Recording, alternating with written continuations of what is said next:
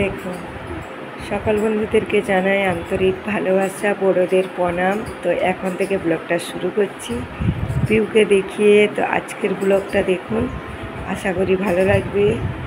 তার আগে এই দেখুন পিউ কি খাচ্ছে, টিউশন যাবে। কি খাচ্ছ পিউ?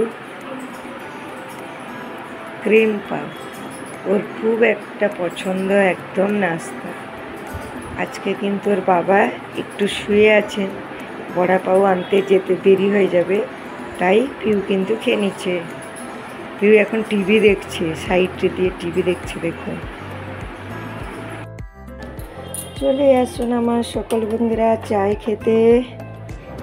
অনেক দিদি ভাইরা কিন্তু চায় খেতে পছন্দ করেন না, আমি ভিডিওর মাধ্যমে শুনি।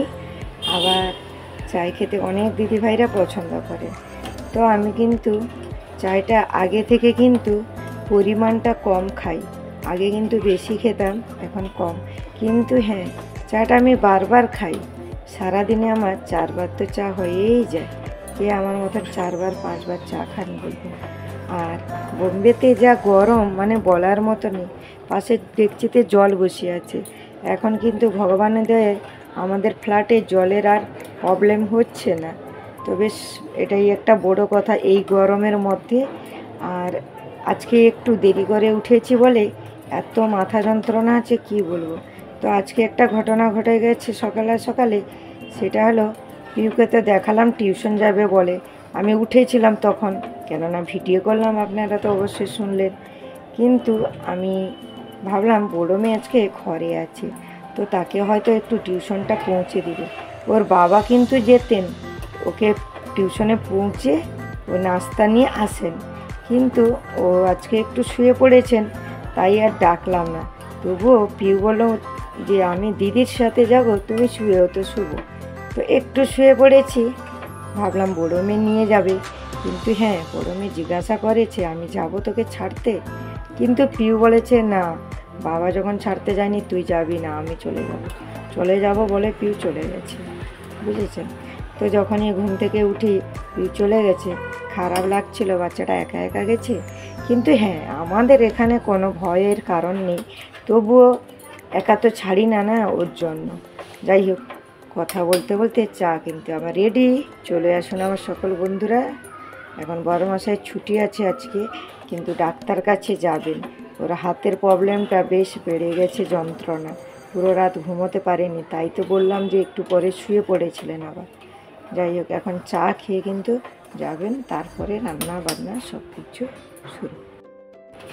দেখুন, ভাত বসিয়ে দিয়েছিলাম, এই যে ভাত হয়ে গেছে। আর এখানে মূলো শাক কেটে ধুয়ে পরিষ্কার করেছি। পাশে মাছ আছে। আর ওর বাবা গেছেন ডাক্তারের কাছে, আসার সময় বলছিলেন যে মাছ নিয়ে আসবেন, কিন্তু আমি বললাম অনেকটা বেলা হয়ে যাবে।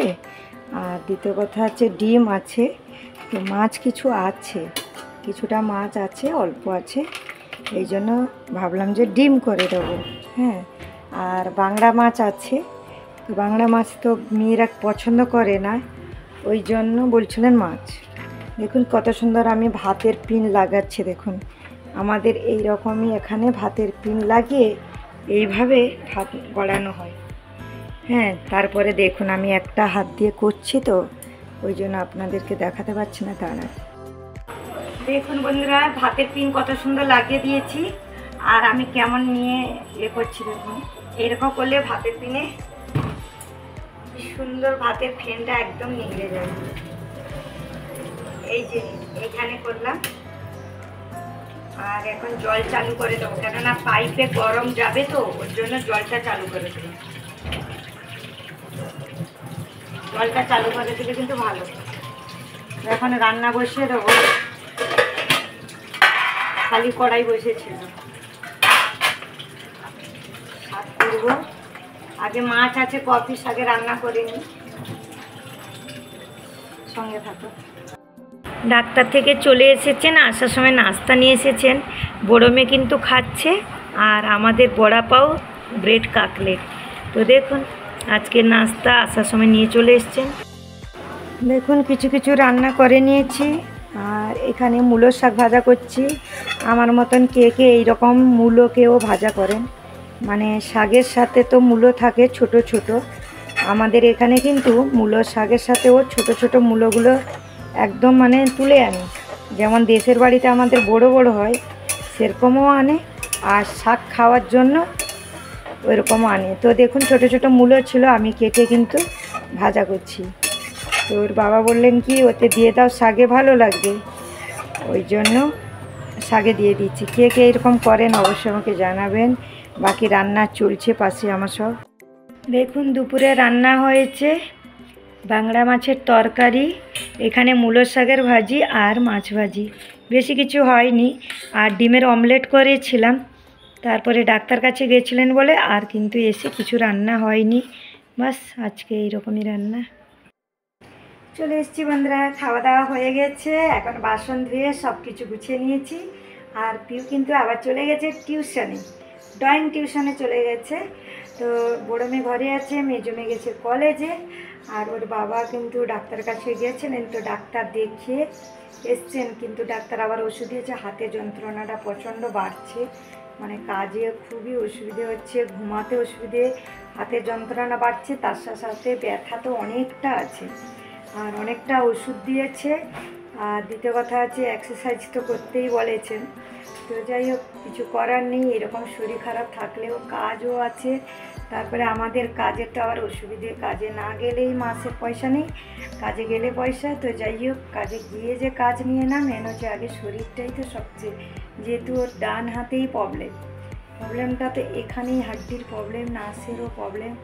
তো যাই হোক সেটা একটা শরীরে দিয়ে, তো যা যা খেতে না বলেছে সেটাও আজকে বলে দিয়েছেন যে কী কী না খাওয়া চলবে না, মিষ্টি আরও অনেক কিছু না বলেছে, যেহেতু নার্সের ওষুধ আছে তো ওই জন্য। তো যাই হোক তাড়াতাড়ি করে রাতে খাওয়া দাওয়া করে ঘুমোতেও বলেছে, যেহেতু ওই ওষুধটা খেলে প্রচুর পরিমাণে ঘুম আসবে। আবার যেহেতু কাজেরও আছে, তারপরে যদি 7:30 8টার মধ্যে না খাওয়া হবে তাহলে কিন্তু বলেছে যে এত পরিমাণ নেশা মতন হবে, ঘুম ভাঙবে না। হ্যাঁ, তো যাই হোক আজ থেকে আরও একটা মানে ডিউটি বাড়লো, কারণ রাতে রান্না তাড়াতাড়ি করতে হবে। পিউকে সেই সময় টিউশন যায়, আর এরাও কিন্তু এই সময় পরীক্ষা, পড়াশোনা তো অনেকটা রাত পর্যন্ত করে, তো বিশাল বড় আবার একটা দায়িত্ব হলো। তো যাই হোক শরীর খারাপ মানে মেনে চলতে হবে। তো দেখুন এখানে আমি কিচেনে কী কী কাজ করেছি। দেখুন খাওয়া দাওয়া তো হয়ে গেছে, বাসন সব গুছিয়ে দিয়েছি, মেয়ে জামা কাপড় শুকনো করতে বাইরে দিয়ে দিয়েছে। আর এখানে এগুলো একটু ধুয়ে দিলাম, এগুলোতে মশলা আছে, গ্যাস পরিষ্কার করে নিয়েছি। আর এটাও ধুয়ে নিয়েছি, এই মাত্র ধুয়েছি, এই যে জল আছে। আর এইগুলো কিন্তু মশলা রয়েছে দেখতেই পাচ্ছেন। তো আমি সেইভাবে কিন্তু করে মুছে নিয়েছি, একদম পরিষ্কার চকচক করছে। আর বেসিন পরিষ্কার করে রান্নাঘরটাও একটু গুছিয়ে নিলাম। আর এখানে একটা কি করেছি দেখুন, মুগ, এই যে সবুজ কালারের যে মুগটা, ওটাকে ভিজিয়েছি, 3 দিন ভিজবে, মানে এটাকে গজা করতে হবে। হ্যাঁ, এটাকে গজা করে রান্না করলে কিন্তু অসাধারণ হবে। তো আজকে ভিজালাম, তারপরে রাতে একে জল নিগড়ে নেব, তারপরে এর আসল জিনিসটা দেখবেন কতটা সুন্দর আর দারুণ খেতে হয়। তো যাই হোক ভালো করে সাফ করে আমি মাটি হরি দেখে পরিষ্কার করে করেছি। তো চলুন এখন বাকি কাজগুলো একটু করে নিই। বন্ধুরা আমি এখন যাচ্ছি বাইরে, একটু জামা কাপড় সেলাই করতে দিয়েছি, সেগুলো আনবো আর বাজার করে চলে আসব। তো দেখুন বাইরে এখনও কিন্তু কত বেলা, 6:30 পেরিয়ে গেছে, তারপরেও আমাদের এদিকে কিন্তু প্রচুর বেলা আছে।